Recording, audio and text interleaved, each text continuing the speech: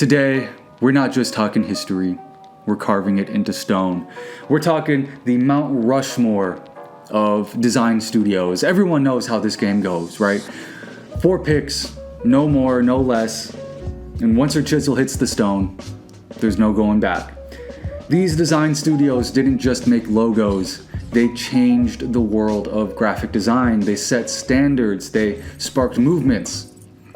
4 faces, 1 mountain, let's carve it. Design is all around us, so we might as well talk about it. Now, the first face on our Mount Rushmore makes my job super easy here because they are essentially the Michael Jordan of design studios, and that is Pentagram. Founded in 1972 by 5 designers in London, Pentagram turned the idea of a design agency into something else entirely, right? It's not just a company, it's a collective, it's a co-op. Literally, it's a co-op. No CEO, no shareholders, which, for you agency folks watching this, I know that sounds a little scary, but hear me out.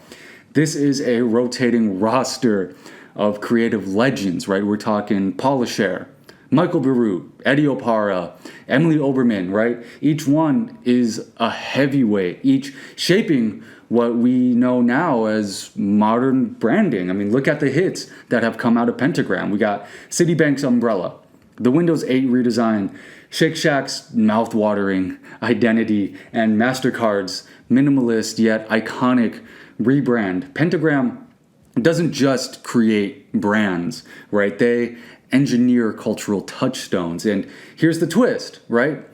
Each partner runs their team independently. Like I said, no CEOs, no shareholders, which means every project feels fresh, right? It feels fresh yet unmistakably Pentagram. This isn't just a studio. This is the closest thing the design world has to a dynasty, still standing, still leading, still dominating the game. If there's a face that goes first on this Mount Rushmore, without a doubt, it's Pentagram. Next up is the studio that refused to play by the rules, and that is Pushpin Studios, founded in 1954 by design icons Milton Glaser and Seymour Quast. They were the revolution the design world didn't see coming. And to give some context here, right, this came at a time when the design world was really leaning into grid systems and clean lines, right, the Swiss style. Pushpin saw all of this, and they decided to bring expression back to the table. We're talking illustration, humor, whimsy, emotion, right? They didn't just make posters, they made statements. Milton Glaser's I Heart New York logo, that wasn't just a campaign, that was cultural infrastructure. You can't walk through New York without seeing this plastered on every street corner, right? Their magazine, the Pushpin graphic, was a manifesto disguised as print. It inspired an entire generation of designers to think like artists, not technicians, not tradespeople, right? As artists. Pushpin may have closed in 2005, but their influence, it's everywhere. In every design that refuses to be boring, in every project that says, well, what if we did it our way, right? Pushpin's face on the mountain represents the rebel. It represents the artist. It represents the rule breaker. Now let's talk clarity. Let's talk precision. Let's talk structure here, right? Meta design is our next face on this Mount Rushmore. Founded in 1979 by the typography legend Eric Spiekermann. It wasn't about flash, right?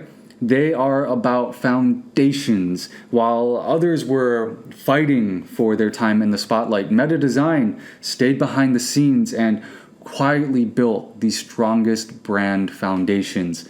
They pioneered the modern brand system where type, grid, and logic came together to build identities at scale. They rebranded Volkswagen, they crafted public systems for Berlin Transit, and brought visual order to the chaos of Adobe and Apple at the time. And let's not forget FF Meta, right? The typeface that became the Helvetica of the 1990s. And, let's not ignore how culturally significant the 1990s were, right? This typeface was clean, confident, timeless. Meta design taught the world that Good design isn't just seen, it's experienced through usability and structure. They're precise, reliable, unshakable, and they've earned their place on this mountain. Now, who could be our fourth face on this Mount Rushmore of design studios? It is And Walsh. Founded in 2019 by Jessica Walsh, it is proof that design is still evolving and fast.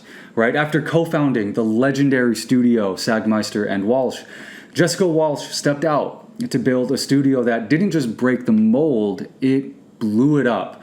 Right? And Walsh is color, it's chaos, it's courage, it's everything an independent agency wants to be. It's branding meets fine art, all dialed to 11. Their work for Apple, Snapchat, TED, and Google.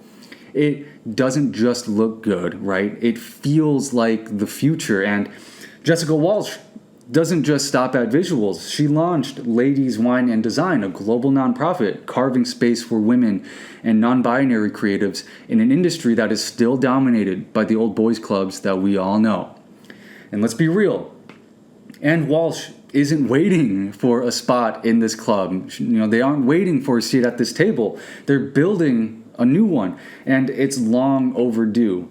They are the change. They are the spark. They are the megaphone. And I'm sure in 20, 25 years, we're going to be talking about them as the big catalyst for change in the world of design studios and in the world of creative agencies. They are the fourth face on this Mount Rushmore. So there you have it. The Mount Rushmore of design studios. All of them big influences in how we see the world of graphic design today. So who's on your Mount Rushmore?